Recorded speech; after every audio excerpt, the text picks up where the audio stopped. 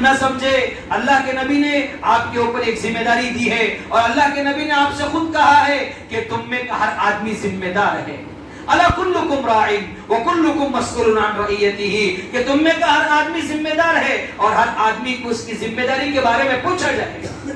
باپ کو یہ نہیں پوچھا جائے گا کہ تو نے کتنے بہترین کھانے کھلائے، باپ کو یہ نہیں پوچھا جائے گا کہ تو کتنے بہترین گھر میں اپنے بچوں کو رکھا، باپ کو یہ نہیں پوچھا جائے گا کہ تمہیں کتنی بہترین سواریوں میں اپنے بچوں کو لے کر گھومتا رہا۔ باپ سے کل حشر کے میدان میں یہ پوچھا جائے گا کہ تجھے باپ جیسی بڑی شخصیت کی ذمہ داری دے کر بھیجی تھی اور تو نے اپنے بچوں کو اور اپنے بچیوں کو غیر کے حوالے کر دیا۔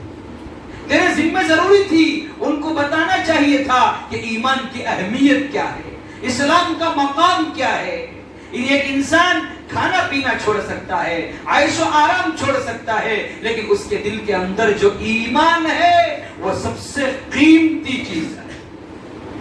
اور آج مسلمان، اللہ کے نبی نے جو کہا یبیع دینہ بعرض من الدنیا، لوگ چند سکوں کے بدلے میں اپنے ایمان کو بیچیں گے۔ تاجر کم تول کر اپنے ایمان کو بیچ رہا ہے، اور جو ہے سیڑوں کا بزنس کرنے والے ایک دوسرے کو ٹھگا ٹھگا کر فلانے آدمی کو سیٹ بیچے، پھر وہ آیا وہی سیٹ کو دوسرے آدمی کو بیچے، ٹھگا ٹھگا کر جو ہے دوسروں کو سیٹ بیچ رہے ہیں۔ اللہ کے نبی نے کہا یہ بھی کوئی اپنے ایمان کو بیچ رہا۔ امام صاحب اور سیٹلمنٹ کے لیے لوگ جاہلوں کے پاس جا کر بیٹھتے، جاہلوں کے پاس لوگ جا کر بیٹھتے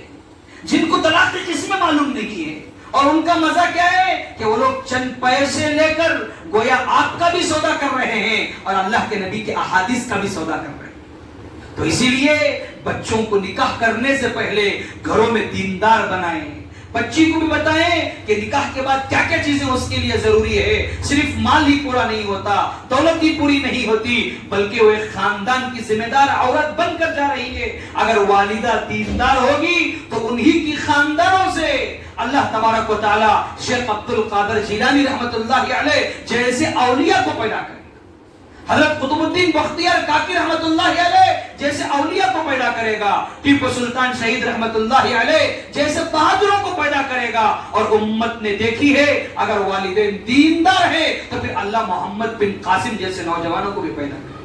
اگر والدہ دیندار نہیں ہے، آج امت ترس رہی ہے ایک محمد بن قاسم کے لیے، آج امت ترس رہی ہے ایک شیخ عبد القادر جیلانی کے لیے، آج امت ترس رہی ہے ایک صابر کلیری کے لیے، آج امت ترس رہی ہے ایک نظام الدین اولیاء جیسا ولی پیدا ہو جائے، اور آج امت ترس رہی ہے کہ امت میں ایک ٹیپو سلطان شہید جیسا بہادر پیدا ہو جائے۔ کیوں؟ کیونکہ ماں کی گودیں آج دین سے خالی ہے۔ ہم نے نکاح کو ایک رسم بنا لیا اور آگے چلتے چلتے وہ نکاح چند دنوں میں جو پیسوں کی بنیاد پر ہوا تھا، مال کی بنیاد پر ہوا تھا، دولت کی بنیاد پر ہوا تھا، ایک سنت زندہ کرنے کے لیے تم نے نبی کی سنتوں کے جنازے نکالے، اس کی بے برکتی یہ ہے کہ وہ نکاح طلاق اور خلع بدل جائے۔